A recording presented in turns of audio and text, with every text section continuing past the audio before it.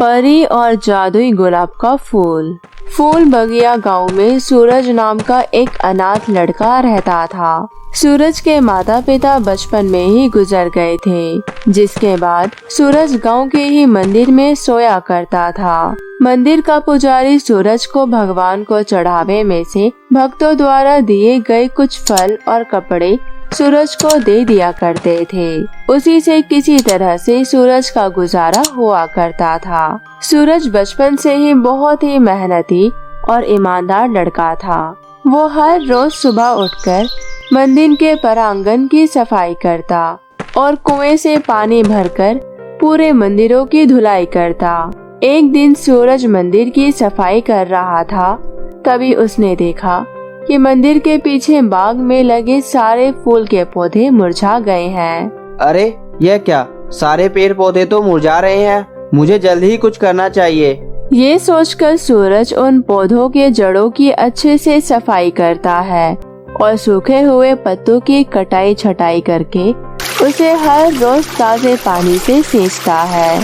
कुछ दिनों में पौधे फिर से हरे हो जाते हैं। ये देख सूरज बहुत खुश होता है। तभी सूरज की नजर मंदिर में पूजा करने जा रहे लोगों की थाली पर जाती है। मैं शुरू दिन से ही देखता आ रहा हूँ, लोग मंदिर में बिना फूल के नहीं आते। हर किसी के थाली में फूल जरूर होता है। अगर मैं मंदिर के सामने फूल बेचने का काम करूँ, फिर तो मुझे किसी के सामने हाथ फैलाने की जरूरत ही नहीं पड़ेगी और मैं भी उससे दूसरों की मदद कर पाऊंगा। ऐसा सोचकर सूरज अब उस फूलों के बगीचे से फूल के आने का इंतजार करने लगता है। वो पूरी मेहनत से फूलों के पौधे की सेवा करता है। ऐसे ही महीने बीत गए, लेकिन उस बगीचे में कोई फूल नहीं खिला। गर्मी का मौसम था। सूरज मंदिर के आंगन में ही चटाई बिछाकर सो रहा था, लेकिन अधिक गर्मी की वजह से उसे नींद नहीं आ रही थी। तभी उसके कानों में मधुर संगीत की आवाज सुनाई दी। वो आवाज और कहीं से नहीं बल्कि उसी बगीचे से आ रही थी, जहाँ पर कुछ फूल परी नृत्य कर रही थी। सूरज जैसे ही बगीचे में गया, आहट पाकर सभी फूल परियां वहाँ से गायब हो गई। अरे ये क्या, मैं कोई सपना तो नहीं देख रहा। हमारे बगीचे में परियां, कितनी सुंदर और मनमोहक थी वह परियां। उस रात सूरज को बिल्कुल भी नींद नहीं आई। वो पूरी रात उन परियों के बारे में सोचता रहा। सुबह उठकर जब वो बगीचे में गया तो हैरान रह गया। पूरा बगीचा सुंदर फूलों से भरा हुआ था। सूरज ने खुशी खुशी सारे फूल बटोरे और उसे लेकर मंदिर के आगे बैठकर बेचने लगा। बेटा, ये फूल कितने के हैं? दीदी, आपका खुशी से जो दिल करे वह आप मुझे दे देना। यह लो फूल। इस तरह सूरज के अच्छे व्यवहार से उसके सारे फूल जल्द ही बिक गया और उसे उन फूलों से अच्छी खासी आमदनी भी होती है। वो उन पैसों को लेकर बाजार गया। वहाँ से उसने बाग की सफाई के लिए खुरपी, खाद आदि खरीदा और अपने लिए खाना भी खरीदा। उस दिन से सूरज खुद के पैसे से खाना खरीदकर खाने लगा। इधर वो परियां हर रोज सूरज के बाग में आती और सुबह होते ही गायब हो जाती। फूल परियों के आने से सूरज के बाग हमेशा फूलों से भरा रहने लगा। सूरज छुपकर उन परियों को देखा करता था। काश मैं इन परियों से बात कर पाता। नहीं, मैं इनके सामने नहीं जाऊंगा। कहीं यह मुझसे नाराज होकर हमेशा के लिए चली गई तो? नहीं नहीं, मैं ऐसा नहीं होने दे सकता। सूरज ने कभी भी उस परी से बात करने की कोशिश नहीं की।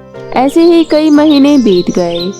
एक रात आसमान में बहुत तेज प्रकाश हुआ और उस प्रकाश से चमकती हुई एक लाल रंग के पोशाक में लाल परी बगीचे में आई। वो लाल परी रानी परी थी। परियों, तुम लोगों ने काफी समय पृथ्वी पर बिता लिया। अब तुम सबका जाने का समय आ गया है। अब तुम्हें ये बाग छोड़कर जाना होगा। सूरज छुपकर रानी परी की बातें सुन रहा था। ये सुनते ही वो रानी परी के पैरों में गिर जाता है। रानी परी, मुझसे कोई भूल हुई है क्या? आप मेरे बाग से इन फूल परियों को क्यों ले जाना चाह रही हैं?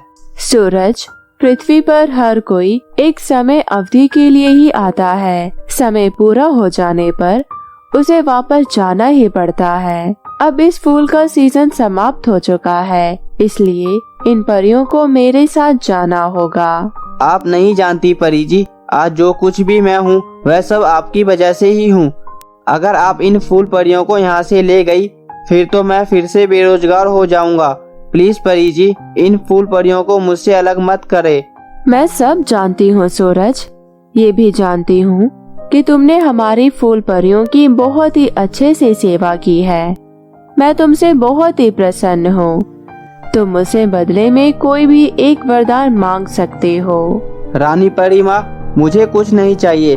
आप अगर मुझे कुछ देना चाहती हैं तो इन फूल परियों को मुझसे अलग मत कीजिए। इतने दिनों तक इनकी सेवा करते हुए मुझे इनकी आदत सी हो गई है। प्लीज रानी परी माँ, इन्हें यहाँ से मत ले जाइए। ठीक है, ऐसा ही होगा। आज से ये फूल परी तुम्हारी हुई। वैसे भी तुम्हारे सेवा भाव से ये फूल परी इतनी खुश है कि इनका यहाँ से जाने का मन भी नहीं कर रहा है। मजबूरन मुझे इन्हें लेने के लिए खुद आना पड़ा, लेकिन तुम्हारी सच्ची लगन और मेहनत ने मेरा दिल भी जीत लिया। मुझे यकीन हो गया है कि मेरी इस फूल परी को तुमसे अच्छा जीवन साथी नहीं मिल सकता। आज से ये फूल परी तुम्हारी हुई। ये सब हमेशा के लिए तुम्हारे साथ पृथ्वी पर ही रहेंगी। पर परी माँ, अब तो मेरा सीजन समाप्त होने वाला है ना? नहीं फूल परी, अब से तुम साल के 12 महीने खिलखिलाती रहोगी। तुम्हारे फूल का रंग किसी भी मौसम में फीका नहीं पड़ेगा। ये सुनकर फूल परी भी बहुत खुश होती है। रानी परी सूरज और फूल परी की शादी करवा देती है और दोनों को आशीर्वाद देकर वहाँ से चले जाती है। अगले दिन जब सूरज सोकर उठता है तो उसकी टूटी फूटी झोपड़ी एक आलीशान महल में बदल चुकी थी। उसके फटे पुराने कपड़े शाही कपड़ों में बदल चुका होता है।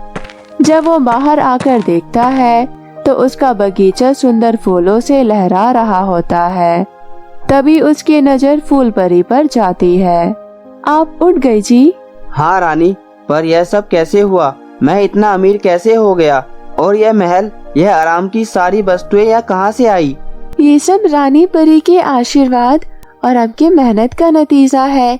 अब से ये सब आपका है।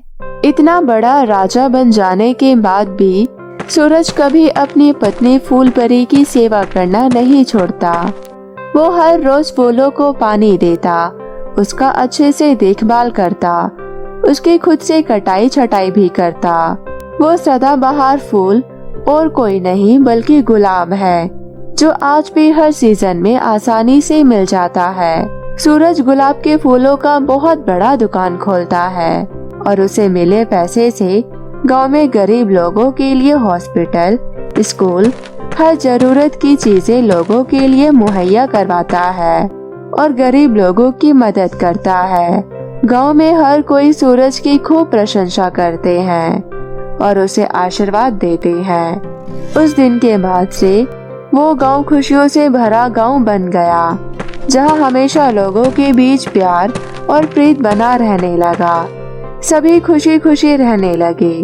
तो मेरे प्यारे दोस्तों, कैसी लगी आपको मेरी ये कहानी? मुझे कमेंट करके जरूर बताएं और इसे अपने दोस्तों के साथ भी शेयर करें। और हाँ दोस्तों, अगर आपने अब तक मेरे चैनल को सब्सक्राइब नहीं किया है तो जल्दी से नीचे लाल बटन दबाकर अभी सब्सक्राइब कर ले। तो मिलती हूँ आप सभी से फिर किसी नई कहानी के साथ।